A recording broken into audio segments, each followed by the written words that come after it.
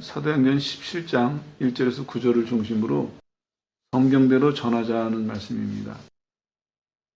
지금까지 좀 정리를 하고 넘어가면은 이 왕성한 선교 사역의 결과로 믿는 사람들이 생겼고 교회들이 세워지기 시작했습니다. 그런데 한편으로 보면은 방해와 박해도 또 만만치 않았습니다. 이때는 우리가 깨달아야 될 것이 뭐냐면은 믿음대로 살거나 혹은 하나님의 일을 감당하려고 할 때 두 가지가 늘 병행한다는 것입니다. 하나는 하나님의 도우심이 있고 하나는 방해와 시험이 있습니다. 이건 뭐 피할 수 없는 일이거든요.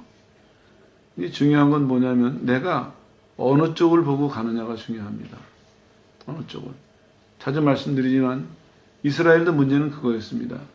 광야를 지나가면서 이 사람들이 분명히 하나님이 함께 하셨어요. 그런데 그 하나님을 바라보고 의지하지 않고 형편의 마음을 뺏기면은 금방 불안하고 두렵고 불만이 생기고 불평하게 되고 이게 실패하는 이거를 반복하고 있었거든요.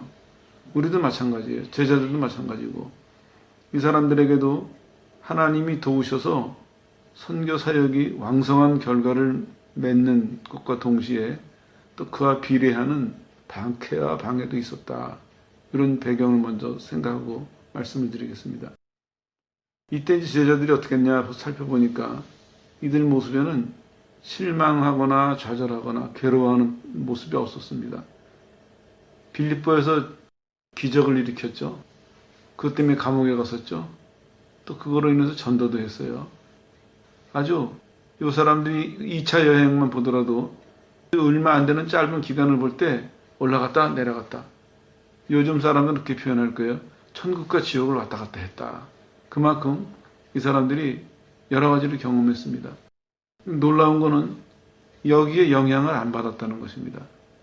빌립보에서 기적을 일으켰다고 으쓱해가지고 오지도 않았고 빌립보에서 얻어맞았다고 해서 기가 죽어서 오지도 않았고 데살로니가라는 지역에 와서 행하는 걸 가만히 보니까 딱 한 가지 방법으로 요약이 돼요. 뭐냐? 성경대로 전하고 있다. 이런 얘기입니다. 오늘 주제가 성경대로 전하자입니다. 구체적으로 말씀을 드리면 방법과 내용을 먼저 말씀드릴게요. 첫 번째로는 이 사람들이 습관대로 했습니다. 2절에 자기 규례대로 이렇게 나오죠. 유대인들은 습관대로 회당을 찾아갔고 시간 맞춰서 또 기도하고 이런 습관들이 있었어요. 거기에 맞춰서 이 사람들도 안식일 날 회당을 찾았습니다. 그럼 뭘 했냐면 성경을 가지고 강론했다 이런 얘기입니다. 이게 왜 중요하냐면요. 말 자체를 본다면 강론한다는 얘기가 이 사람들이 잘못 이해하고 있는 부분을 논쟁을 해서 설득을 시키다. 논쟁을 해서 이해시키다. 이런 얘기예요. 그래서 잘못 생각하고 있는 부분을 논쟁을 통해서 바르게 잡아준다. 그런 의미거든요. 필요했죠. 왜냐하면 이 사람들이 유대인이고 또 유대인의 율법으로 와서는 안식일을 잘 지키는 경건한 사람들이었지만 이 사람들에게 뭐가 부족했냐면 하나님에 대한 신앙이 부족했어요. 그러니까 제자들은 그 사람들을 대상으로 그 부분을 고쳐줘야 되는데 어떻게 고치냐 하면은 성경대로 성경을 가지고 그 사람들의 문제점들을 지적하고 그 사람들의 문제점들을 같이 해결해가는 이런 모습을 첫 번째로 보여주고 있습니다. 이게 이제 중요한 부분이에요. 미리 좀 결론을 내리고 넘어가면 신앙생활하는 데 있어서 늘 강조하지만 신앙이다 하면은 결과가 어떻게 나와야 되냐면 성경적이어야 합니다. 성경적. 그러니까 여러분들이 잘 이해하셔야 될 게 물론 여러분들이 하루하루 경험하고 깨닫는 것도 중요해요. 근데 문제는 그게 조각들로만 있어서는 큰 의미가 없어요. 그게 어떻게 되냐면 점점 한 덩어리로 뭉쳐가지고 성경적이라는 개념이 형성이 돼야 돼요. 무슨 얘기냐면은 하나님에 대해서도 개념이 생겨야 돼요. 하나님은 어떤 분이다. 하나님에 대해서 개념이 생기면은 그 다음에는 하나님을 이해하고 따라가기가 쉬워요. 왜냐하면 내 분량만큼 하나님이 어떤 분이라는 개념이 있거든요. 그러니까 하나님이 하신 일에 대해서도 해석하기가 쉬워요. 또 하실 일에 대해서 기대할 수도 있어요. 그리고 거의 틀리질 않아요. 근데 이제 문제가 뭐냐면 그렇지 않고 이게 조각조각 있을 때는 이 사람 신앙이 또 혹은 신앙생활이 들쑥날쑥하게 돼요. 어떨 때는 맞을 수도 있고 어떨 때는 틀릴 수도 있고 그러다 보면 시간이 점점 지나가다 보면 하나님에 대한 개념이 형성된 사람은 천천히지만 한 발 한 발 성장해 갈 수 있는데 이 개념이 형성되지 않은 사람들은 많이 갖고 있는 것 같은데 늘 분주하고 열심히 하는데 이게 어떤 체계를 이루지 못하니까 그러니까 늘 불안해요. 본인도 아마 그럴 거예요. 신앙생활 하면서 편안하기보다는 오히려 분주해져요. 힘들어져요. 근데 이치적으로 생각을 해보세요. 하나님에 대해서 알았어요. 비록 작은 거라도 하나님 이런 분이구나. 그 다음에 하루하루 날이 쌓여가면은 이게 커지면서 상대적으로 나한테 평안과 충만함이 따라와야 되거든요. 이게 이치적으로 맞는 얘기죠. 근데 실제로 현실에서는 안 그런다 하는 얘기는 무슨 얘기냐면 이 사람이 갖고 있는 것이 하나의 체계를 이루지 못했다. 개념 정리가 안 됐다 이런 얘기입니다. 교인들 보면 좀 안타까운 게 하나님 해요. 근데 문제는 하나님께서 무슨 일을 하셨든지 아니면 하나님 앞에서 무슨 일을 기대할 때 막막한 거예요. 어떤 사람은 더 나가서 막막한 것을 지나서 불안한 거예요. 왜 그러냐면 하나님 뜻대로 해야 되는데 난 하나님 뜻을 알 길이 없구나. 이 불안한 거예요. 그때부터 이 사람이 신앙이 도움이 되는 것이 아니라 신앙이 짐이 돼요. 그리고 그게 반복된다고 생각을 해보세요. 1년 지나면 어떻겠습니까?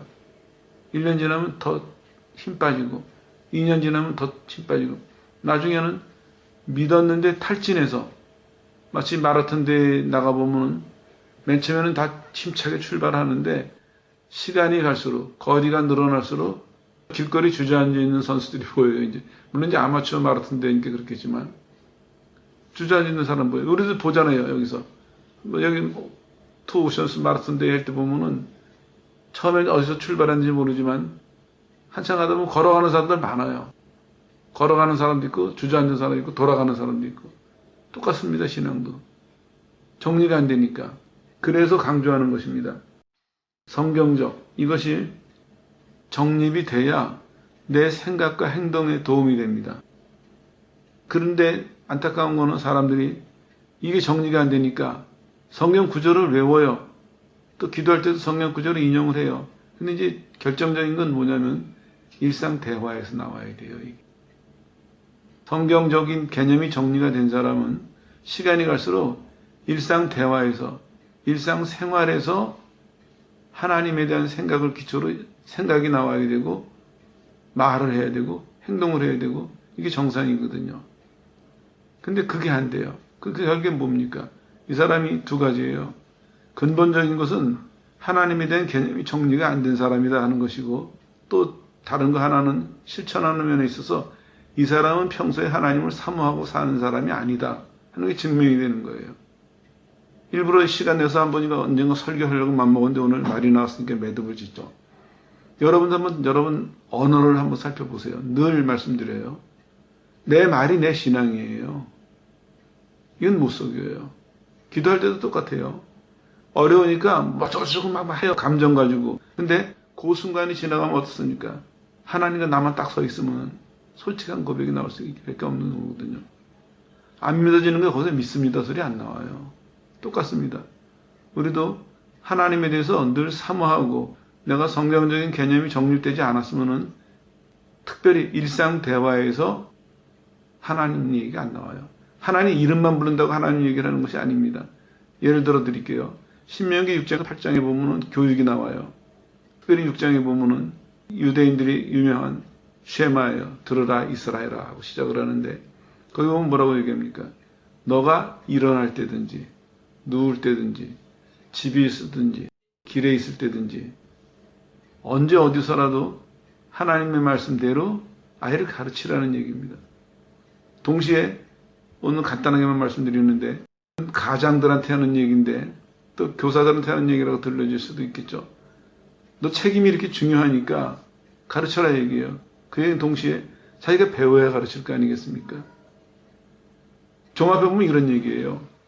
평상시에 하나님을 사모하고 하나님에 대해서 신앙의 모양을 갖춰가는 사람은 중요한 일뿐만 아니라 사소한 일에서도 성경적인 생각이 나오고 성경적인 표현이 나온다는 얘기예요. 그래서 그런 신명기에서도 그렇게 말씀하고 있는 거예요. 앉아서 있을 때든지 걸어갈 때든지 이런 의미예요. 너가 공석에 있든지 사석에 있든지 그걸 보면은 하루 종일 공석에 있을 때든지 사석에 있을 때든지 너희 생활 전체가 하나님 말씀을 배우고 가르치는 일에 주력을 해라. 이런 얘기거든요. 그렇게 우리가 만약에 했다면은 우리 대화부터 달라집니다. 그리고 이 순기능이 뭐냐면요. 내가 하나님에 대한 어떤 개념이 형성이 되잖아요. 그러면 내 생각과 대화가 그쪽으로 기울어져요. 그럼 그 다음부터는 성장이 더 빨라져요. 눈을 가서 굴려보면은 한 바퀴 돌릴 때마다 눈덩이가 갑자기 막 불어나는 것처럼 신앙과 신앙생활이 점점 하나님 쪽으로 점점 풍성해져요. 근데 그렇지 않은 경우는 아무리 애를 써도 풍성해지지 않는 것이죠. 자신을 봐야 돼요. 여기서 이 말 속에서. 나는 일상생활의 대화가 어떤가. 좀 심한 사람들은 또 이런 사람도 있어요. 대화하면서 성경을 가지고 농담을 해요. 그때 성경을 인용하고 그 다음은 무슨 얘기든지 다 세상 얘기예요. 입만 열면 세상 얘기예요. 정치 얘기, 건강 얘기, 자기 취미 얘기, 다 세상 얘기예요. 그런 데는 우리 관심이 많고 노력을 많이 기울여요. 정보가 매일매일 늘어나요. 근데 하나님에 대해서는 관심이 없겠죠. 노력도 안 하고. 하나님에 대한 정보가 늘어나질 않아요. 하나님에 대한 정보는 하나님이 가르치시고 경험하게 하셔서 시간이 갈수록 하나님과 하나님의 방법에 대해서 우리한테 어떤 개념을 형성해 주시거든요. 틀을 만들어 주시는 것입니다. 생각의 틀을 만들어 주시고 삶의 틀을 만들어 주시고 구석구석까지 십계명을 보세요. 하나님과의 관계에서 얼마나 세밀하게 나와 있습니까? 이웃과의 관계에서 얼마나 세밀하게 나와 있어요. 심지어는 돈 꾸고 도로받는 것까지 남의 짐승 빌렸다가 돌려주는 것까지 세밀하게 다 나와 있습니다. 뭡니까? 하나님과 하나님의 방법으로 그만큼 우리의 삶이 지배를 받아야 된다는 얘기거든요. 근데 그만한 사모함이 없으니까, 그만한 순종이 없으니까 우리는 하나님에 대한 것은 뜨거운 감정만 있어요. 살아계시다. 좀 속된 표현이지만 숨만 쉬고 있어요. 하나님과의 관계에서는. 그리고 나머지 내 생활은 세상적인 개념들이, 세상적인 방법들이 날 지배해요. 내가 세상적인 말을 쓴다고 해가지고 문제가 거기서 끝나는 것이 아니에요. 내가 세상적인 말을 쓴다는 얘기는 그 말이 품고 있는 세상의 체제를 내가 받아들이고 그 안에 지금 산다는, 거기 영향을 받고 산다는 얘기거든요. 실제로 가만히 따져보세요. 무슨 일이 생겼을 때 여러분이 해석하고 처리하는 근거가 어디 있습니까? 기준이 어디 있습니까? 거기 달라지는 것입니다. 신명기 6장에서는 딱 집어서 얘기하겠습니다. 그렇게 번역은 안 됐지만 번역해보면 그 얘기예요. 사석에서까지, 사소한 대화까지도 하나님 말씀으로 하라 이겁니다. 아이들에게. 딱 공적으로, 자, 지금부터 교육을 한다. 하나님 말씀 배우자. 공부 시간이 아니라 일상 대화에서. 보세요. 일상 대화에서 옆집과의 문제가 있을 때, 일상 대화에서 날씨와의 문제가 있을 때, 세상을 볼 때, 그때도 하나님의 뜻에 따라서, 하나님의 방식에 따라서 이해하고 대응을 한다? 사모해야 되겠죠. 그만큼 하나님에 대한 세계가 내 속에 있어야 가능하겠죠. 바로 그 얘기입니다. 여기서도 보니까 이 사람들이 데살로니가라는 새로운 지역에 가가지고 먼저 빌립보에서 있었던 성공도 싹 잊어버리고 빌립보에서 있었던 힘든 일도 잊어버리고 거기서 쫓겨온 거거든요. 거기서 전도해가지고 간수네 집이 다 전도를 받고 큰 역사가 있었지만 결론은 뭐였습니까? 쫓겨온 거예요. 핍박하는 사람들 때문에. 쫓겨와서 160km 정도를 지금 도망와서 데살로니가에 이제 도착을 한 것이죠. 뭐 하나 봤더니 또 성경대로 전하고 있습니다. 성경대로. 이게 이 사람들의 정체성을 보여주고 있습니다. 이 사람들은 내가 성경대로 믿고 성경대로 살고 성경대로 주의 일을 해야 된다. 여기 꽉 틀이 잡힌 사람들입니다.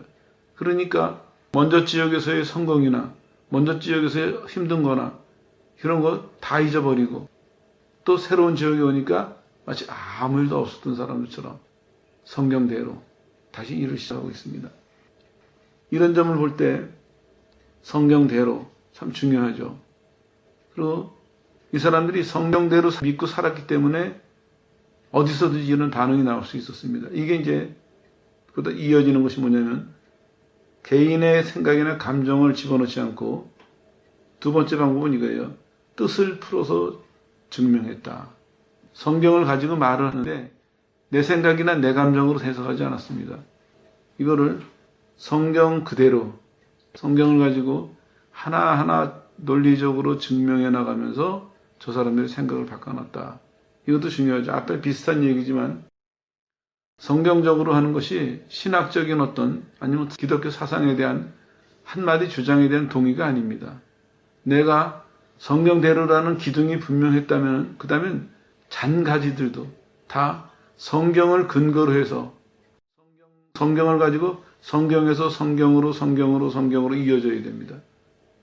여기까지가 이제 도달해야 될 목표죠. 이 사람들이 감정으로 하지도 않고 또 자기 생각대로 하지도 않고 성경을 근거로 그대로 성경을 따라갔어요. 이것도 이제 앞에 얘기랑 연결해 보면 이해가 가실 텐데요. 반복되는 얘기지만 빌립보서 경험이 있잖아요. 또 지금까지 1차 여행의 경험이 있었고 2차 여행이 시작된 지 조금 됐어요. 이 사람들에게는 경험이 있어요. 자기네들 생각이 있고 그런데 가만히 보니까 그런 것이 하나도 나타나지 않고 있어요. 하나도. 이게 훌륭한 신앙입니다. 자기가 나타나지 않아요. 좀 더 예를 들어드리면 이해가 가실 거예요. 설교자들을 예를 드는 게 이해가 쉽겠죠. 이 사람들이 설교자들이니까.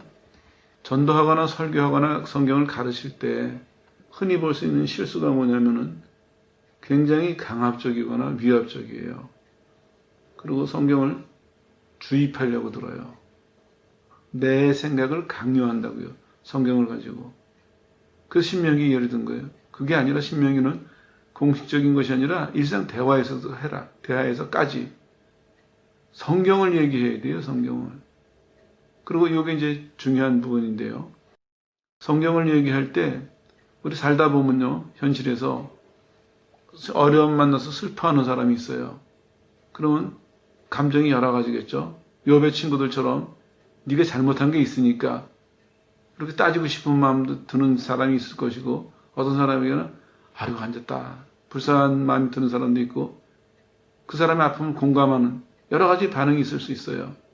근데 중요한 건 뭐냐면 그 반응이 있을 때 그것 가지고 해서는 안 된다는 거예요. 물론 성경에 그게 있어야 된다고 말씀하고 있지만 또 자세히 읽어보세요. 그거를 주 무기로 삼으라는 말씀은 없어요. 성경이에요. 이제 이 차이예요.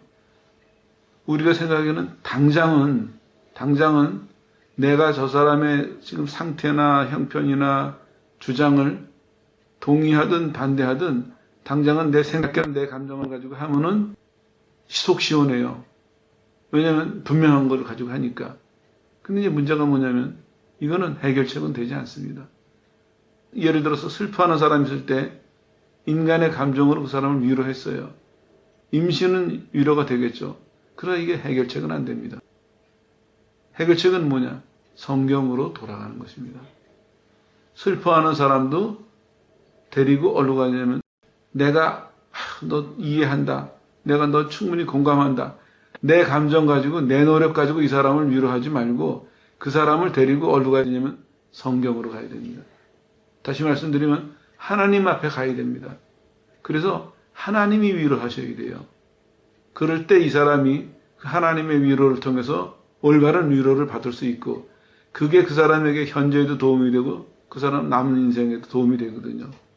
근데 하다가 보면 우리가 이 부분에 늘 걸려 있어요. 이 부분에. 내가 꼭 안 빠져요. 내가. 그러니까 우리는 그거를 쉬워요, 일단. 왜냐면 내 감정, 내 생각 가지고 하는 거니까 나한테 익숙한 거거든요. 또 내가 원하는 것이고 쉽고 힘이 나요. 그리고 임시로는 효과를 볼 수도 있어요. 사실이니까. 내 감정이 옳거나 틀린 거를 떠나서 내가 이런 생각을 가지고 있고 내가 이런 감정을 가지고 있고 저 사람을 대하는 여기까지는 사실이니까 효과를 볼 수도 있거든요. 그런데 문제는 거기서 그친다는 게 문제예요. 올바른데 온전한 것을 이루지를 못해요. 하나님의 뜻은 온전함에 이르는 것입니다. 예수님도 보세요. 또 모세를 보세요. 이스라엘의 문제가 있을 때 어떻게 했습니까? 하나님 앞으로 그들을 데려갔습니다. 하나님 앞으로. 이게 늦어지는 것 같지만 완전한 해결책입니다. 이 방법에 익숙해야 되는데 우리는 이 방법을 배우기가 시간 걸리고 힘든 것 같아요. 그러니까 그걸 안 따라하거나 제일 큰 이유는 아마 내가 내 생각이나 내 감정대로 하고 싶은 충동이 크겠죠. 그러다가 보니까 늘 앞서요, 하나님은. 늘. 요 뒷부분은 이제 오늘 오후 설교에 나올 것입니다. 늘 앞서요. 그러니까 생각은 성경적으로 해야지 시작했는데 기둥은 세웠을지 모르지만 잔가지는 성경적이 아니라 다시 내 방식대로, 내 감정대로 하는 거예요. 그러다 보면 본인은 모르죠. 본인 감정대로, 본인 생각대로 하니까. 왜냐하면 본인은 그게 옳은 거니까. 열심히 해요. 근데 옆에 사람들이 보기에는 이 사람이 저 사람을 주장하려고 하거나 강요하려고 하거나 강압하려고 하거나 그런 모습밖에 안 보이는 거예요. 이 사람의 인간적인 생각, 인간적인 감정을 가지고 저 사람을 어떻게 대하고 있어요. 그러다가 보니까 그 사람과의 관계가 무례해지거나 아니면은 그 사람을 무시하게 되거나 아니면은 자기를 자랑하게 되거나 이상한 결과들이 오는 것이죠. 이해 하나만 마치고 이제 진도 나갈게요. 신방 가보면 가끔 이런 사람이 있어요. 중환병에 걸린 사람은 신방 가요. 분위기가 무겁죠. 내용은 알고 가는 거니까. 근데 정말 주책인 사람이 있어요. 이렇게 표현해야 돼요. 정말 주책인 사람이 있어요. 그 사람은 중환병에 걸려서 그 사람과 그 사람 가족이 다 근심하고 있고 또 신방 간 사람들도 이 사람은 어떻게 위로할까? 하나님 뜻이 뭘까? 다 이렇게 차분해 있는데 들떠 있는 사람이 있어요. 어떤 사람이면 나 안 걸렸다 이거예요. 내가 저 병 안 걸렸으니까 난 좋다는 거예요. 모르겠어요. 그 마음속에는 나는 잘 믿으니까 안 걸렸다고 자만하는 것인지 모르겠지만 그런 사람들 있어요. 드물지 않아요. 가끔 있어요. 그게 딱 고면만이 아니에요. 실제로 내가 성경적인 기둥을 세우고 성경적인 방법을 따라가지 않는 사람들은 거기 빠질 수가 있습니다. 얼마나 다른 모습입니까? 이 사람을 위로하러, 이 사람을 도와주러 가놓고 자기 자랑하고 와요. 아니면 자기 만족하고 와요. 난 적어도 그렇진 않아. 아니면 거기서 그 사람을 정죄하고 와요. 그 사람을 무시하고 와요. 넌 어쩌다가 그걸 걸렸냐? 난 멀쩡한데. 나 봐. 자기를 과시하고 오고. 이게 딱 그 한 장면만이 아니에요. 그게 그 사람의 일생이에요. 그런 사람들이 개인적으로 신앙생활을 한다거나 그런 사람들이 하나님의 일을 한다면 어떤 결과가 오겠습니까? 본인은 열심히 한다고 생각할 거예요. 열심히 했다고. 하나님 보시기엔 어떻습니까? 다니는 데마다 만나는 사람마다 내 백성을 괴롭히고 있구나. 이렇게 생각하시지 않겠어요? 얘기가 좀 부정적으로 갔는데 정리하겠습니다. 세 번째로는 성경적인 기둥을 세웠어요. 방법도 그걸 택했죠. 그 다음에 성경에서 성경으로 방법을 택했어요. 그리고 세 번째 정말 중요한 얘기나 그럼 무슨 내용을 전했느냐. 요거까지 가야 돼요. 요거까지. 여기 보니까 예수님 얘기했어요. 예수님이 반드시 해를 당해야만 하고 십자가에서 죽으셔야만 하고 또 반드시 다시 살아나야만 된다. 요 얘기를 하면서 뭐라고 결론 짓냐면 우리가 전하는 예수님이 구원자다. 그리스도다. 혹은 메시아다. 이렇게 얘기를 하고 있습니다. 요 얘기했어요. 이 사람들에게 가서 먼저 빌립보에서 당한 힘든 것도 잊어버리고 빌립보에서 거둔 승리도 잊어버리고 들뜨지도 않고 가라앉지도 않고 그냥 평상시대의 마음과 평상시대로의 태도로 가가지고 평상시대로 전했어요.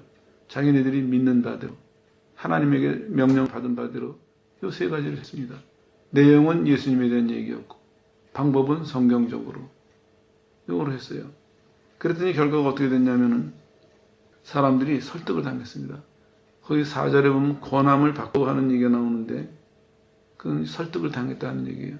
그래서 거기서 많은 사람이 믿게 돼요. 유대인들, 경건한 헬라인들, 귀부인들, 많은 사람이 믿어서 결국엔 그 지역에 교회가 세워지고 그게 데살로니가 교회로 발전하게 되는 것이죠. 그렇습니다. 이게 성경대로 전하는 것의 전체 모습이에요. 그럼 이렇게 하려면 어떻게 되느냐? 대략 눈치채셨죠? 준비가 필요합니다. 무슨 얘기냐면요. 이 사람들이 이렇게 할 수 있었던 것은 훈련된 사람이거나 훈련이 전제가 됐다는 얘기예요. 우선 이런 훈련이 됐다고 보여져요. 뭐냐면은 성령 안에서 꾸준히 성경을 공부했습니다. 그리고 성경을 가르치는 훈련을 꾸준히 받았던 것 같아요. 스스로 했든 뭐 어떤 모양으로든지. 그러니까 이 사람들은 자기의 감정, 자기의 기분, 자기 형편 초월해서 또 그 사람들의 어떤 조건을 초월해서 나와 너는 없고 오직 하나님께서 전하라고 하시는 내용, 그거를 하나님의 방법대로 전했다. 이게 중요합니다. 이제 이렇게 되면 여기서 정리를 좀 하고 넘어가야죠. 오늘날 교육학에서 교육학자들은 그렇게 얘기를 해요. 가르치는 자와 배우는 자가 연결이 돼야 된다.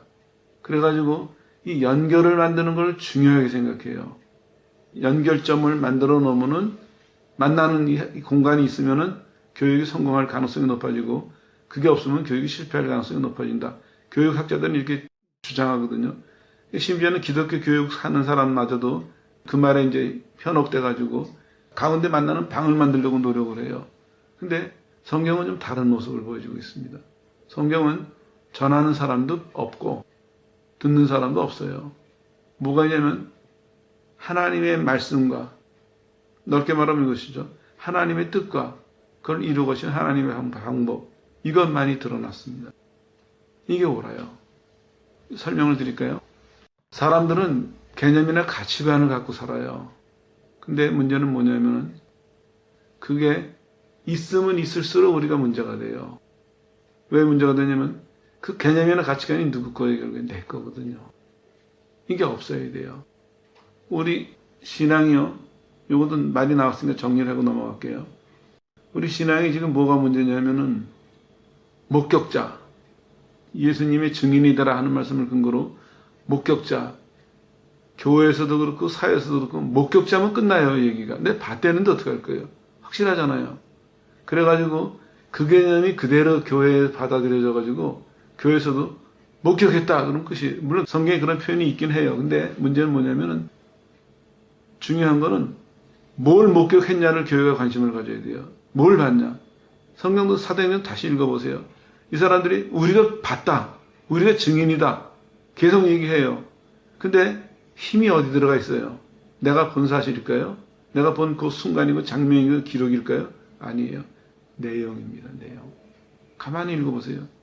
성경에 어느 부분에 악센트가 찍혀 있는가? 내용이 중요해요. 그 내용이 뭡니까? 예수님 얘기예요.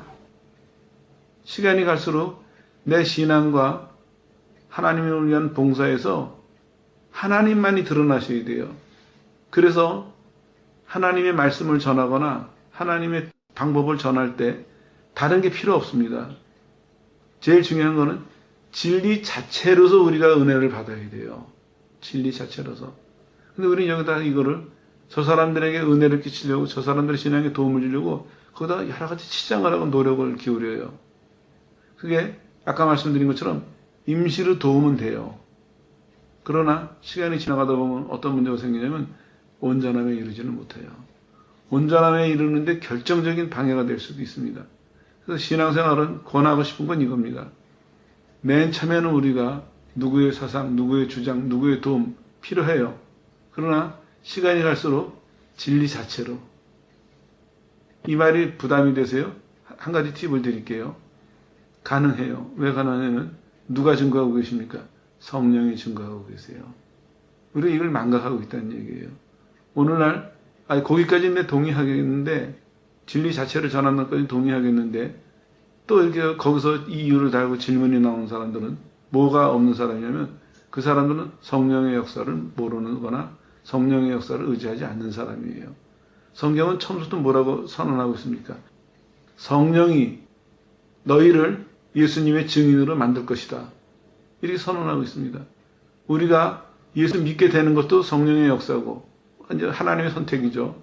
그 다음에 우리가 믿은 다음에 믿는 사람으로 살아가는 것도 하나님의 전적인 인도하심이에요. 이스라엘 보세요. 구름 기둥과 불 기둥도 잠시도 눈을 안 떼고 그들을 살피셨어요.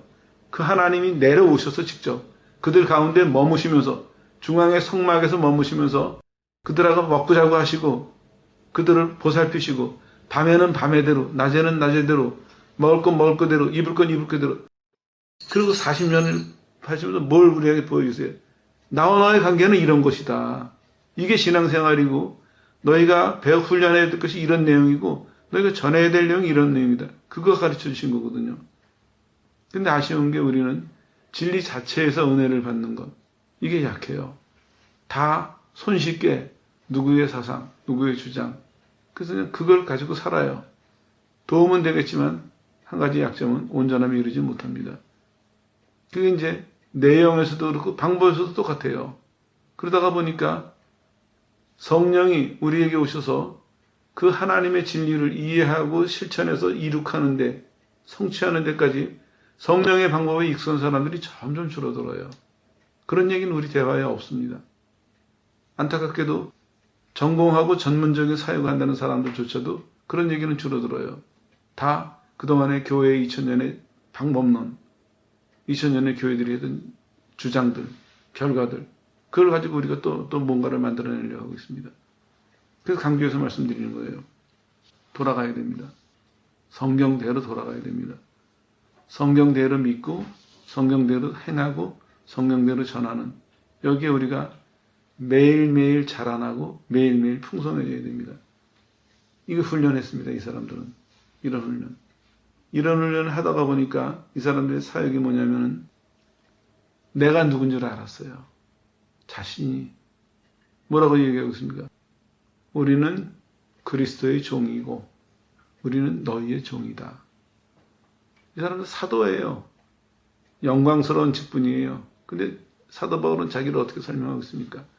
우리가 예수님의 종이고 동시에 우리가 봉사하는 너희들의 종이다. 종과 같은 마음으로 전했습니다. 그러니 그 사도 바울의 설교 속에서 강요가 있었겠습니까? 강압적인 게 있었겠습니까? 그 사람들은 무시하는 게 있었겠습니까? 없었어요. 정말 공손하게 주님께 바치듯이 그 사람들의 설교는 그 사람들의 전도는 주님 한편으로는 주님께 바치는 것이고 또 다른 한편으로는 하나님의 백성들에게 바치는 것입니다. 오죽하면 사람들이 사도 바울을 이렇게 설명하는 사람이 있어요. 그는 사도 바울이 양자의 개념을 제일 먼저 도입했거든요. 하나님의 자녀가 된 것을 누구보다도 잘 아는 사람이었지만 그러나 그는 평생 종으로 살았다. 왜냐하면 하나님의 은혜가 감사해서 내가 자녀지만 하나님의 자녀의 권리를 내가 살아가는 동안에 주장하지 않고 오히려 나는 종의 자격을 가지고 종의 위치에서 평생을 섬기겠다. 근데 받은 은혜가 너무나 감사해서 이런 사람들이었습니다. 오늘도 똑같아요.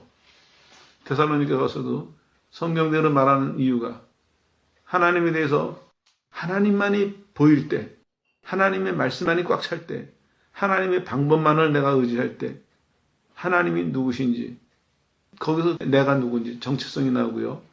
또 내가 누구를 섬기는지 내가 누구를 위해서 이 일을 하는지 목적이 나옵니다.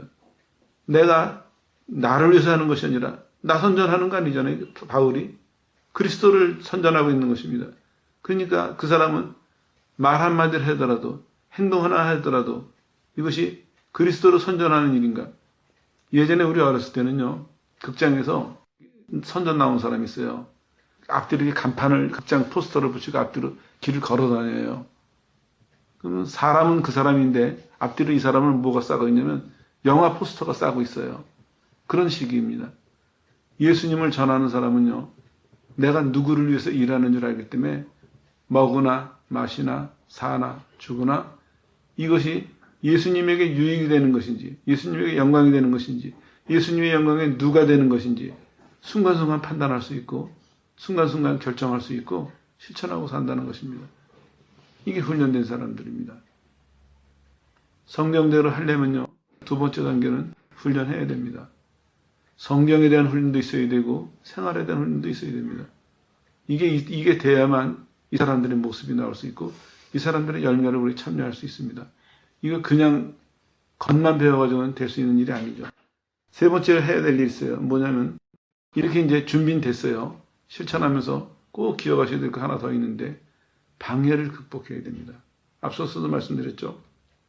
하나님의 역사가 일어나면요, 비슷한 만큼의 방해가 와요.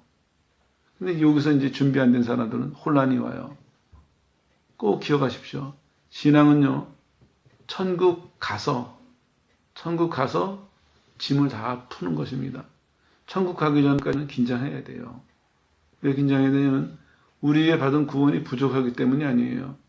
우리의 받은 구원이 확실하면 확실할수록 그만한 내 믿음의 분량만한 방해가 오기 때문에, 내 믿음의 분량만한 시험이 오기 때문에 긴장해야 돼요. 그래야만 이 사람이 하나님께 받은 믿음과 사명을 바르게 감당할 수 있다 하는 얘기입니다. 예수님 보세요. 인류를 구원하고 싶으니까 사단이 시험을 어떻게 와요? 저라면은 세계 다 준다 그러잖아요. 세상을 다 준다. 똑같습니다. 여러분도 나는 아니겠지 이렇게 생각하시면 안 돼요. 모든 믿는 사람에게 해당되는 얘기입니다. 내 믿음의 분량만큼 시험 와요. 내 믿음의 분량만큼 방해가 와요. 그건 무슨 얘기냐면 하나님이 내가 감당할 만큼 주신다는 얘기예요. 그러면 앞서서 말씀드린 것처럼 하나님만 바라보고 하나님만 의지하고 가는 사람은 시험과 방해가 왔을 때 늘 이길 수 있어요. 당장은 조금 고생할지 모르지만 결국엔 이길 수 있어요. 왜냐? 하나님이 나한테 주신 것만큼 내가 감당할 만한 것만 허락하시거든요. 그걸 믿고 우리는 방해를 극복하려고 노력해야 됩니다. 여기서도 보니까 이제 어떻게 방해하냐면 이 사람들이 신체적으로 위협을 가해요. 그래가지고 회당에서 지금 성경을 가르치고 있잖아요. 시장에 가면 불량배들 있죠. 그 사람들을 돈 주고 동원했겠죠. 동원해가지고 이 사람들에게 해를 입히려고 와요. 이제 미리 알려줘서 피해요, 몸을. 그랬더니 그 집 주인을 잡아가요. 이렇게 신체적으로 위협하는 것이 있었고, 잡아다가 놓고는 어떻게 하냐면 정치적으로 위협을 합니다. 여론을 조성하는 거예요. 사회적으로. 이 사람들은 반역자다. 사회에 폭동을 일으키려고 다른 임금을 전한다. 이렇게 선동을 하고 있습니다. 오죽했으면 마게도냐 지역에 여기 읍장들이라고 설명이 나왔나요? 이 사람이 5명이 있어요. 행정관들이. 각자 자기 지역을 맡아서 다스리는 사람들이 5이 있는데 얼마나 소동이 컸으면 5이 다 모였어요. 이 문제 때문에 회의를 하려고. 이 사람들이 진짜 폭동가인가 아닌지를 판별하려고 다 모였습니다. 이런 사건까지 와요. 맞아요. 우리가 신앙생활하거나 하나님이 맡기신 일을 감당할 때 사탄은 때로는 경제적으로, 때로는 우리의 감정을, 때로는 우리의 신체에 위협을 주면서, 때로는 사회적으로 여론을 만들어서 남들에게 모함을 받고 남들에게 오해를 받게 하거나 가진 방법을 다 동원해가지고 사단은 우리를 방해하고 있습니다. 제자들은 어떻게 했습니까?